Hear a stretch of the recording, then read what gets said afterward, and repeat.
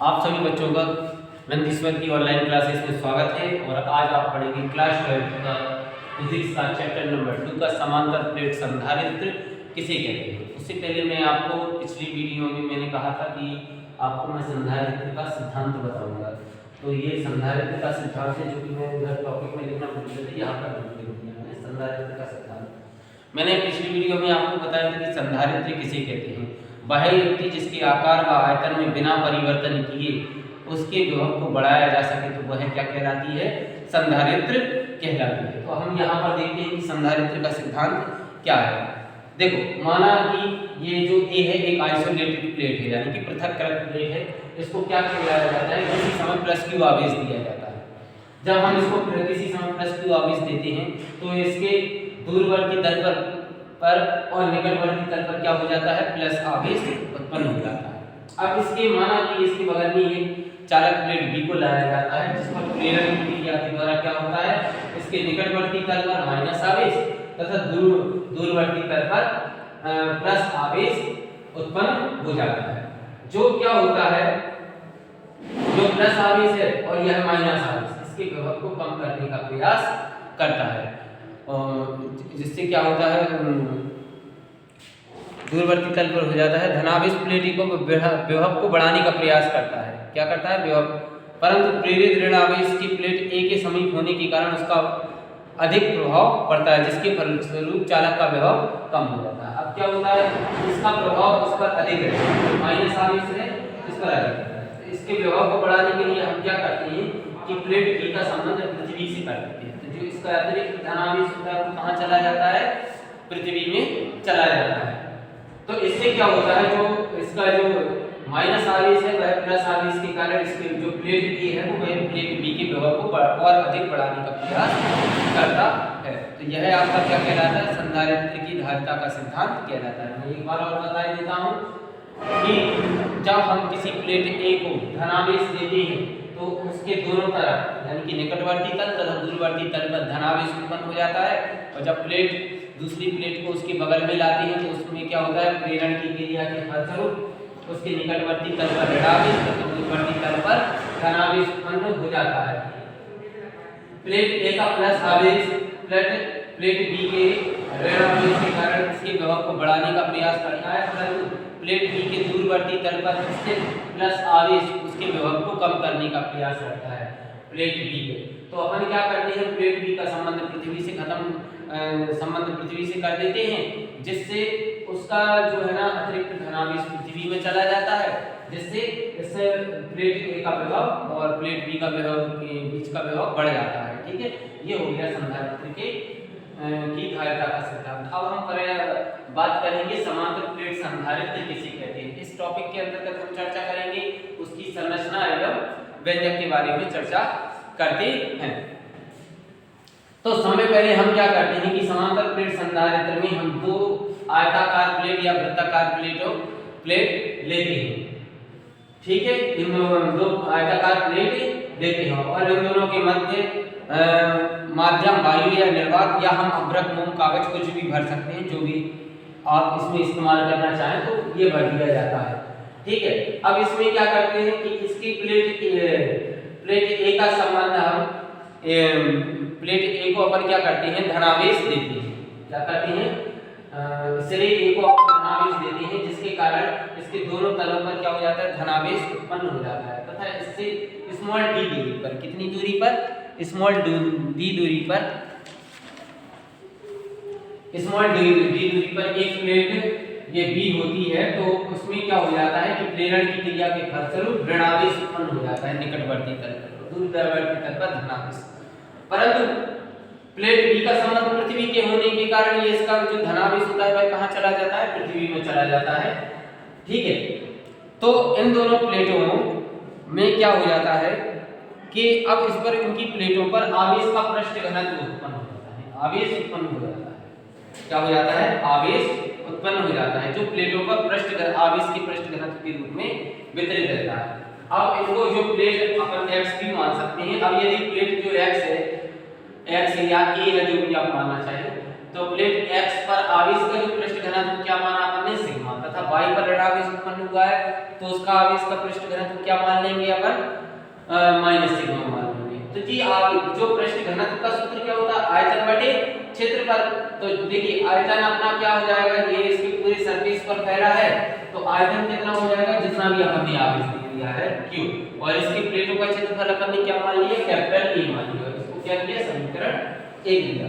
अतः दोनों प्लेटों के मध्य विद्युत क्षेत्र की तीव्रता, देखो अपन ने क्या दे दिया, आवेश दे दिया आवेश में, तो इससे क्या हो गया, अब इन दोनों के मध्य विद्युत क्षेत्र उत्पन्न हो जाएगा। तो E बराबर क्या हो जाएगा, सिग्मा अपॉन K एप्सिलॉन 0 हो जाता है। अब अपन क्या करते हैं अंदर पर जो E का मान है, देखिए सिग्मा का मान है वो अपन समीकरण 1 से उठा के रखते हैं, सिग्मा का मान Q अपॉन E, तो देखिए ये Q अपॉन E आ गया यहाँ।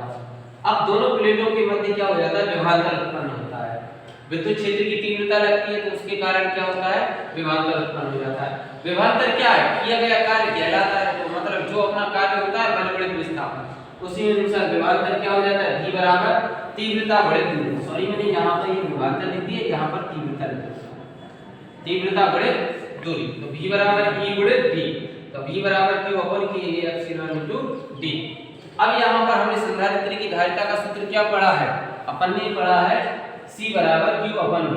तो समीकरण 2 में मान रखने पर C बराबर Q अपॉन Q, यहाँ पर देखिए यहाँ पर अपना क्या हो गया, Q अपॉन QD। देखो ये अपन ने निकाला था QD upon K epsilon K, यहाँ पर ये निकाला, Q से Q कैंसिल हो जाएगा अपना, ठीक है। अब ये जो नीचे की चीजें हैं वो ऊपर पलट जाएंगी, K एप्सिलॉन अपॉन D। यदि माध्यम का परावर्तनांक का मान K बराबर 1 हो तो धारिता बराबर क्या हो जाएगा, C बराबर A एप्सिलॉन 0 अपॉन D। तो ये हो गया अपन समांतर प्लेट संधारित्र की धारिता का व्यंजक हो जाता है यहाँ पर, ठीक है। C बराबर A epsilon 0 upon D, sorry K कितना, K बराबर अपन ने यहाँ पर 1 मान लिया था। अब इसको समांतर प्लेट संधारित्र को प्रभावित करने वाले कारक कौन कौन से, प्लेटों का क्षेत्रफल। तो समय पहले प्लेटों के क्षेत्रफल बढ़ाने पर संधारित्र की धारिता बढ़ जाएगी, मतलब जितनी ज्यादा प्लेटों का क्षेत्रफल होगा उतनी ही ज्यादा उसकी धारिता बढ़ जाएगी, यानी कि उसकी जो करंट धारण करने की क्षमता है, विभव धारण करने की क्षमता है वो बढ़ जाएगी। इसके बाद आता है प्लेटों की दूरी। देखो प्लेटों की दूरी बढ़ाने पर धारिता कम हो जाती है, क्योंकि जब हम इसकी दूरी बढ़ा देंगे उसकी धारिता कैपेसिटी कम हो जाएगी, बट जितना अपन बगल में लाएंगे उसकी इतनी कैपेसिटी बढ़ जाती है। अब प्लेटों के बीच माध्यम, अगर हम उसके बीच में कोई माध्यम अभ्रक, मोम, कागज, माइका वगैरह की कुछ भर देते हैं तो उससे क्या हो जाता है, उसकी विद्युत क्षेत्र की तीव्रता बढ़, उसकी विभव को धारण करने की क्षमता क्या हो जाती है, ज्यादा हो जाती है, तो कैपेसिटी बढ़ जाती है अगर हम उसके मध्य कोई भी परावर्तनांक का माध्यम लाएं। तो ये थे अपने क्या, संधारित्र को प्रभावित करने वाले कारक।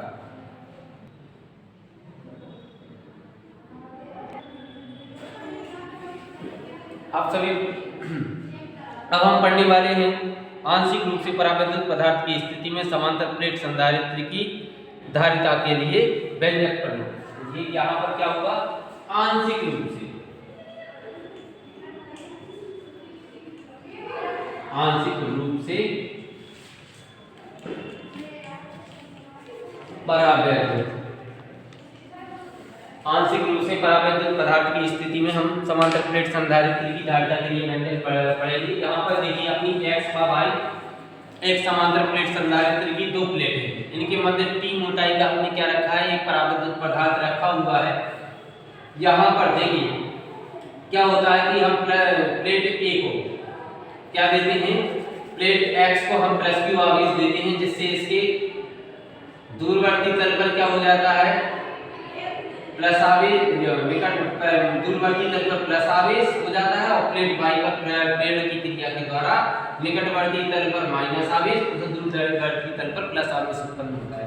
क्योंकि प्लेट y का संबंध हमारा पृथ्वी से है, इसलिए यह जो अतिरिक्त धनावेश है वह पृथ्वी में चला जाता है। क्योंकि अब देखिए प्लेट के मध्य क्या रखा है, t मोटाई की अपना आंशिक परावैद्युत पदार्थ रखा हुआ है, ठीक है। तो ये तो परावैद्युत की बात हो गई कि इसकी मोटाई t है। अब वायु की मोटाई कितनी हो गई, यानी कि इधर से इधर तक की दूरी और इधर से इधर तक की दूरी, तो सीधी दूरी अपनी टोटल कितनी थी, d, तो यानी कि वायु की दूरी कितनी हो गई, वायु में अपना क्या रह जाएगा, d माइनस t रह जाएगा। ठीक है, d माइनस टी मोटाई रह जाएगी। अब हम पढ़ते हैं कि अब क्या करते हैं कि हमने दिया है इनको आवेश, इन प्लेटों को क्या दे दिया हमने, आवेश दे दिया है। तो दोनों प्लेटों के बीच वायु में स्थित किसी बिंदु पर विद्युत क्षेत्र की तीव्रता हम देखते हैं। तो यहाँ पर जब हमने आवेश दे दिया तो विद्युत क्षेत्र उत्पन्न होगा। अब वायु वाले के लिए देखते हैं, वायु वाले के लिए हमने माना उसके मध्य विद्युत क्षेत्र की तीव्रता E0 उत्पन्न होगी। तो सिग्मा अपॉन एप्सिलॉन 0 क्या हो जाएगी, प्लेटों के मध्य तीव्रता होगी। मैंने अभी बताया था आपको कि जहां आवेश का पृष्ठ घनत्व क्या होता है, सिग्मा बराबर q अपॉन a, अर्थात आयतन बटे क्षेत्रफल। तो यहाँ पर हमने सिग्मा का मान रख दिया, q अपॉन a रख दिया, तो ये एप्सिलॉन E0 बराबर q अपॉन a एप्सिलॉन 0, तो समीकरण है। इसी प्रकार हम क्या लिखते हैं, परावैद्युत माध्यम में स्थित किसी बिंदु पर विद्युत क्षेत्र की तीव्रता। देखो अपना क्या था, उसको E0 से माना था, इसको E से मान लिया। यहाँ पर सिग्मा अपॉन एप्सिलॉन 0 था, यहाँ भी सिग्मा अपॉन एप्सिलॉन 0 है, मगर परावैद्युत पदार्थ की स्थिति के कारण यहाँ पर क्या जुड़ गया, k जुड़ गया। सिग्मा का मान रखेंगे तो E बराबर क्या हो जाएगा, q अपॉन a एप्सिलॉन 0। मैंने आपको विभवांतर का सूत्र बताया था, विभवांतर बराबर क्या होता है, तीव्रता गुणित दूरी। तो यहाँ पर अपना क्या हो जाएगा, देखिए ये क्या है अपना वायु के लिए है, तो वायु के लिए अपनी तीव्रता क्या थी, E0, और दूरी कितनी थी, d माइनस टी। और यहाँ पर परावैद्युत पदार्थ की स्थिति में क्या था, E और दूरी कितनी थी, t, तो यानी कि तीव्रता E और दूरी थी t हो गया। तो यहाँ पर हमने E0 का मान देखो, ये समीकरण 1 से उठाया और E का मान हमने समीकरण 2 से इसमें रखा, यहाँ पर हमने वैल्यू रखी।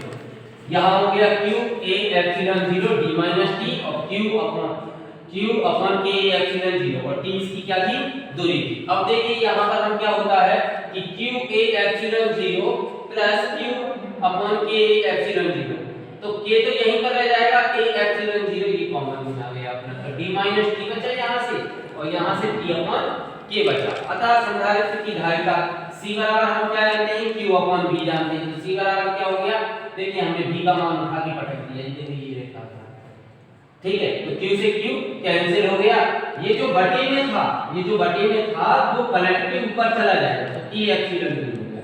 देखिए ये d minus T plus t upon k होगा। अब हम क्या करते हैं यहाँ पर कि माइनस का चिन्ह कॉमन ले लिया आपने, माइनस का चिन्ह कॉमन ले लिया, तो ये जो धन की जो ऋण की थी वो धन की होती है, तो धन की थी वो ऋण की हो जाती है। अब यहाँ पर क्या हो जाता है कि हम माइनस कॉमन ले लीजिए, अब यहाँ से हम t कॉमन ले सकते हैं, हाँ यस क्यों नहीं ले सकते हम t कॉमन, तो यहाँ से हमने t कॉमन ले लिया, तो ये d माइनस टी लिख सकते हैं, तो 1 माइनस k 1 अपॉन k हो गया। तो ये हो गया आंशिक रूप से परावैद्युत पदार्थ की स्थिति में विद्युत क्षेत्र की तीव्रता के लिए व्यंजक आपका समाप्त होता है। आप इसको रिवाइड करके वीडियो को देख लें अगर जो भी बात समझ में